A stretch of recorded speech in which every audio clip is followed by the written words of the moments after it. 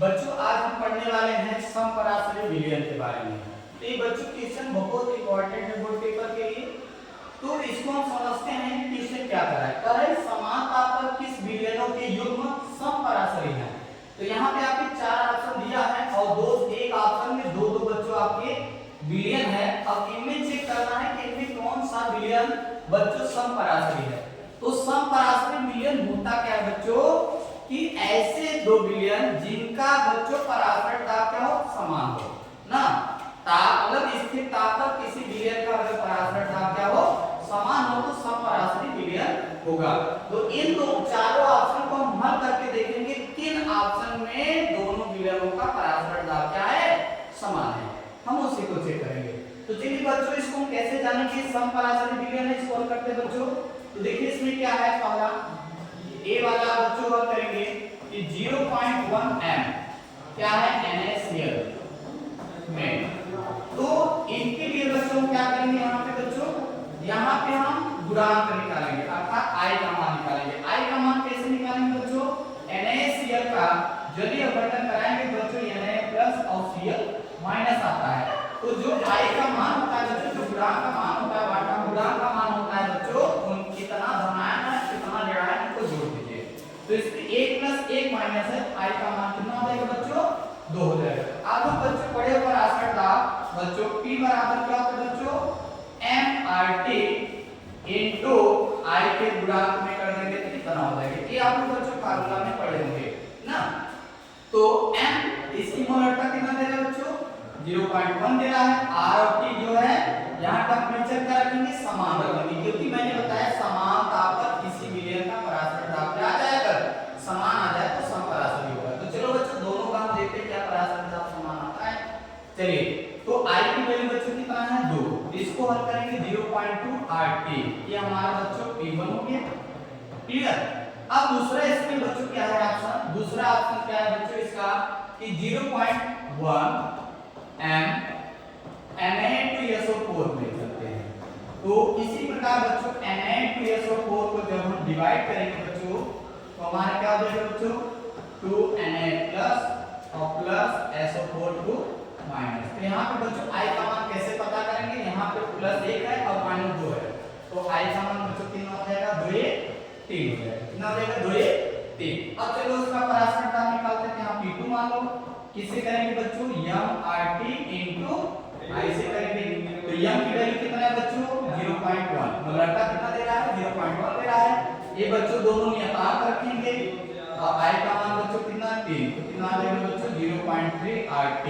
तो अगर यहाँ पे मैं पहले ऑप्शन में देखूं बच्चों तो दोनों विलयनों का पराशरता क्या है बच्चों यहाँ पे P1 आ रहा है 0.2 RT आ रहा है और यहाँ पे 0.3 RT आ रहा है। तो दोनों विलयनों का पराशरता क्या है अलग है।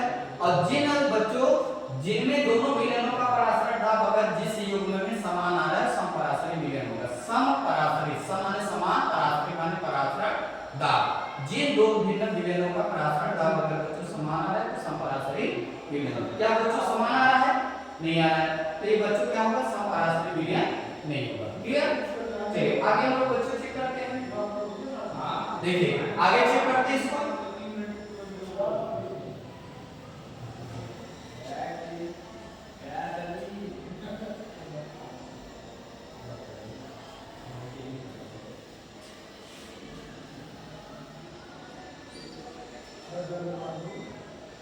चलिए बी ऑप्शन इसी प्रकार बच्चों चेक करते हैं। बी ऑप्शन क्या है बच्चों 0.1 m यूरिया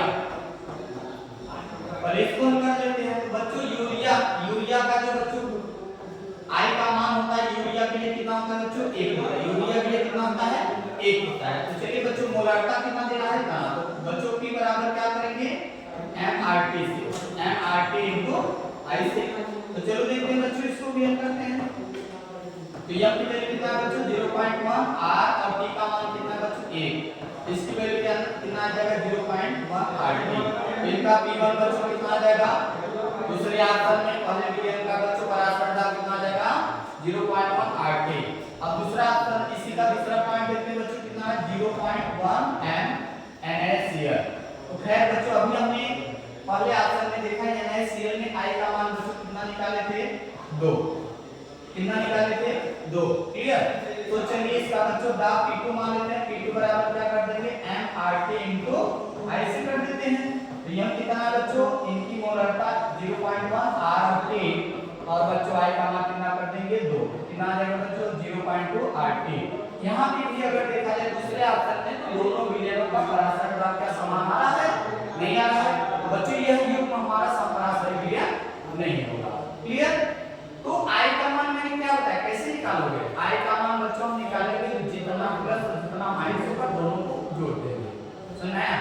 तो यह है 1 प्लस ये 1 माइनस 1 प्लस और 1 माइनस दोनों को जोड़ देंगे कितना हो जाएगा बच्चों 2 हो जाएगा। क्लियर। चलिए इतना समझना है। हम चलते हैं बच्चों आगे तीसरा ऑप्शन। तीसरा ऑप्शन क्या करें बच्चों, देखिए इसको तीसरा ऑप्शन फटाक से सॉल्व करते हैं।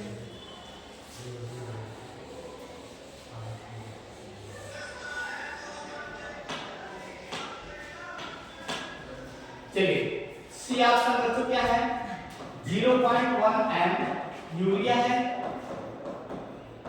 तो यूरिया के लिए बच्चों I का मान कितना होता है, मैंने अभी बताया 1 होता है। तो चलिए P बराबर क्या होता है बच्चों mRT into I से सब बच्चों एक जैसा ही हल करेंगे ना।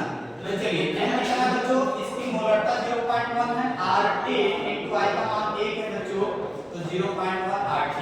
तो इसमें P1 का मान बच्चों कितना आया 0.1 RT है। अब किसमें हल करेंगे बच्चों, इसके दूसरे ऑप्शन को 0.2 MgCl2 का। तो चलो MgCl2 को बच्चों तोड़ देते हैं। MgCl2 को तोड़ेंगे तो क्या आएगा बच्चों Mgk2+ आएगा और 2 आगे लिख देंगे Cl3 माइनस। तो बच्चों प्लस कितना आ रहा है 2 और माइनस कितना आ रहा है 1। तो I का मान कितना हो जाएगा बच्चों 3। कितना हो जाएगा 3 आ जाएगा। क्लियर। चलो हल करते हैं इसको। तो P2 मान लेंगे। P2 बराबर क्या कर देंगे mRT into I से। तो यह का मान कितना है बच्चों 0.2 और RT और I का मान बच्चों है 3। कितना हो जाएगा बच्चों 0.6 RT। अगर यहाँ पे भी दोनों ऑप्शन में मिलाएं बच्चों दोनों युग्म को तो यहाँ पे बच्चों P2 जो हमारा है P2 हमारा है कितना है बच्चों 0.31 0.1 है और P2 क्या है 0.6 है। तो दोनों केस में क्या पराशर दाब समान आ रहा है, नहीं आ रहा है। तो जिस युग्म में पराशर दाब अगर समान आए तो समपराशरी होगा। तो बच्चों मैंने पहले कॉल किया, दूसरे कॉल किया, तीसरे कॉल किया तो इनमें पराशर दाब समान नहीं आ रहा है। इसका मतलब ये समपराशरी युग्म नहीं है। ठीक है। आगे हम बच्चों चौथे को चेक कर लेते हैं। चलिए यहाँ पे चलिए चौथे को चेक कर लेते हैं बच्चों।